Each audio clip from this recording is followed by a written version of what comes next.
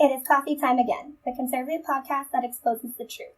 Dale, your host, is happy to have you listening to the show. He will have a new episode twice a month on Saturdays. There may be bonus shows if the news warrants for it. Thank you for listening to him talk about what he believes to particularly important issues facing America today. He will spend most of his time talking about topics that have at first blush have nothing to do with today's news. However, he hopes you agree where the topics are important to each day.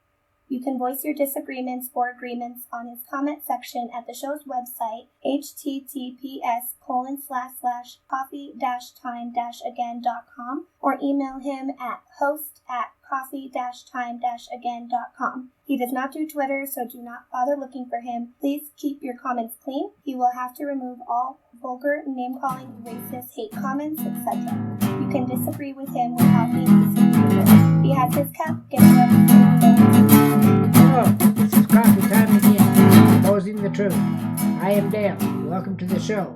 This is the third in a series of 5 on the Bill of Rights for the first 10 amendments to the Constitution. This is perhaps the most important show yet. Plus, in my opinion, the most important amendment. Second, get your cup, sit back, enjoy the show. Full text of the Second Amendment reads as follows. A well-regulated militia, being necessary to the security of a free state, the right of the people to keep and bear arms shall not be infringed. I am not as concerned about the first part of this amendment as I am the last 4 words, shall not be infringed.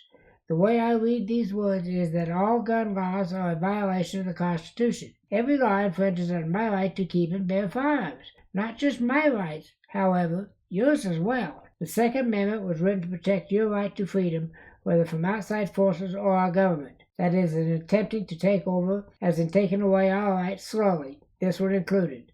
With the election still up in the air, it is more important, as the Democratic Socialist Party win means goodbye guns and a left turn towards socialism. Joe Biden winning means we're going to need our guns, as I foresee a civil war on the horizon coming fast. Every time there is a mass shooting, the anti-gun left say we need more laws. I have seen research that all the laws on the books now would not have prevented any one of the shootings. It is not the NRA member or any law-abiding legal gun owner that is causing the problems with mass shootings. In all history, not one NRA member has been the shooter. Last year, legal gun owners stopped a shooter within 6 seconds. It took the police 10 minutes to get there. This was in a church. 5 people stood up with guns. 1 fired, killing the bad man, who unfortunately had already managed to kill 2 innocent members of the congregation and wounded others. This is just one instance of a gun owner acting. It happens very often. However, the lefty news outlets will not report it. It is not a part of their agenda. I contend the left wants the United States to turn to a socialist country, and a socialist government's first action is to confiscate all the guns so the population cannot fight back. All the rest of us have to do is look at history to see what happens when government takes away everyone's firearms. From World War II Germany, World War I Russia, China, Vietnam, Venezuela, Cuba, Cambodia, there are a lot more than these. However, the results are the same. Mass killings, people just disappearing at night, never to be seen again, etc. If you are among those who say, look at European countries where they are trying democratic socialism, that term was coined by Vladimir Lenin in 1911 to cover his real goal, which was communism. According to his statement, the goal of socialism is communism. According to my research, Switzerland requires all families to own and know how to use firearms. And to my knowledge, there has been no mass killings in Switzerland in recent memory. From April 20th, 1999, and the first modern school shooting in Colorado, the Columbine school killings, to the last one in the church, every killer had a history of mental illness. Some were known, some well documented, some unknown until they started shooting. All had some history with someone as being a troublemaker. The very least we know is that someone without mental health issue has yet to open fire in a crowd. Even workplace killings, the murderer has a troubled past as evidenced by the reports that come out in the news media. In some cases, the weapons were stolen or bought legally. All were semi-automatics, which the leftists brand as assault weapons. Nothing can be further from the truth. I'm not even sure what that term means. What is an assault weapon anyway? Would a knife used to assault someone be an assault weapon? I would say yes. How about a baseball bat? Most define it as a military-style weapon. Again, this is wrong. An AR-15 is a hunting rifle. That is all. The name AR-15 stands for Armalite, with 15 being the model number. Its full real name is Colt Armalite 15. It does not stand for assault rifle. Get over yourselves about it. It is the most popular hunting rifle in the United States. With so many in the hands of legal gun owners and illegal owners, no wonder it is used in mass shootings. Easy to buy on the streets of any city. They'll break in and steal one, or has been the case, steal it from a relative who has one. There's a lot of talk about the so-called bump stock. I'm not sure what it is, except it can cause some semi-automatics to act like a fully automatic, as was shown in the Las Vegas Mandalay Bay shootings. That was the worst in American history. I do not believe there's a place for them in the hands of anyone for any reason, and since they're not a gun, I see no conflict with my stand in the Second Amendment. I do accept there are some people who do not need to have a gun, those who have committed a violent crime with any type of weapon.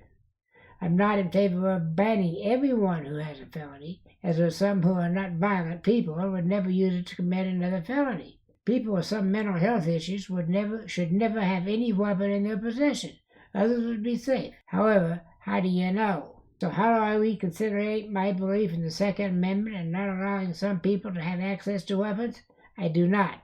There are just some things in life I just have to accept. Let me talk about red flag laws. These are the worst case of illegal gun laws ever.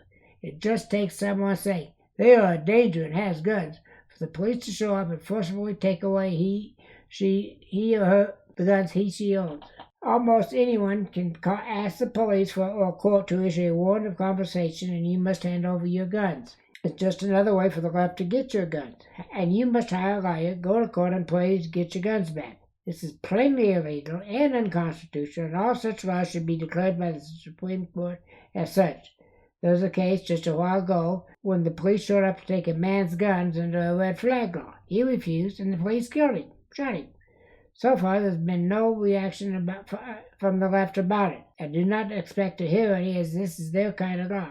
God forbid a national red flag law. There's an old saying that it is as applicable today as it was back in the day. Guns don't kill people. People kill people. If a white police officer shoots an African American, the officer is the one blamed. Yet one mentally ill person shoots several people, and it's the gun's fault. The left calls for more gun laws, taking everyone's guns away. What's the difference? A gun was used in both cases. Yet one we blame an inanimate object, the other we blame the person. I wonder when the anti-gun people will get it. It takes a person to fire the weapon. It will not get out of the gun cabinet, go on a shooting spree on its own volition. There's been talk about the use of knives and other sharp objects in the United Kingdom due to the number of stabbings that have happened on the London Bridge that have made international news.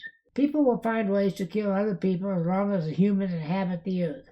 While handguns lead as the number one method of all killings, the ways we kill each other is almost limitless. If there's a way to remove all the guns from Earth, the rate of killings would not change. We as Americans must protect the Second Amendment, with our lives if necessary. It is that important. There is a reason that it is not only in the Bill of Rights, and number 2. The founders knew that any government that takes away its citizens' guns will turn to tyranny. The founders also knew that the voters needed a way to protect themselves from an out-of-control government. Everyone who screams we need to confiscate all the guns are protected by men and women with guns, from the senators, the representatives, the president, or worse, the lefties from sports, Hollywood, or the media. How's that for hypocrisy? The actors portray on the screen the use of guns, and more guns, as well as other weapons, yet go to accept an award and spend 5-10 minutes screaming about taking away our guns. Again, surrounded by people with guns. As Americans, we must continue to fight for our rights. This is an election year, so that we are in the midst of battle of our rights. The left has repeated they want to take away your guns. However, they're not making much noise since the riots and killings following the death of George Floyd. However, do not even think that they have forgotten about taking away your guns. When there is another mass shooting, they will be back with a vengeance, talking about taking away our guns, not including those in the hands of Antifa and BLM. The leftists are very selective about whose guns they want to confiscate, and it will be the NRA and other responsible gun owners, not the private security that protects them. If the socialists end up winning the election, kiss your guns goodbye. On the side issue, I am a strong supporter of an Article 5 convention, also known as the Convention of the States. You can follow this link, www.conventionofstates.com, to learn more about what it is and support them as I do. Because one of the things they want is term limits for senators and House of Representatives, just a couple of their items that they want on their agenda. This is Dale signing off on another show. Next will be the 3rd, 4th, 5th, and 6th Amendments. Please be sure to listen. These rights, we're losing these rights as well, and they're just as important. Please consider becoming a patron of the show here, and yes, it works. www.patreon.com/coffee_time_again?fan_landing=true. Like I said, it does work. Plus, leave a comment here at https://coffee-time-again.lisbon.com/the website. And thank you very much, and see you the next time.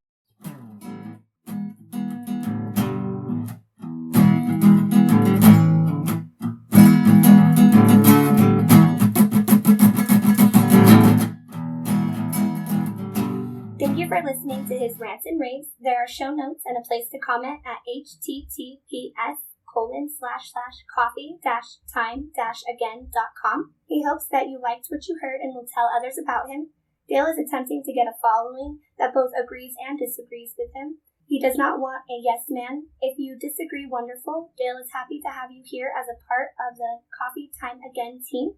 He does not want to talk about the news of the day. He is attempting to give a history lesson that is just as important about what is going on as the headlines of the day.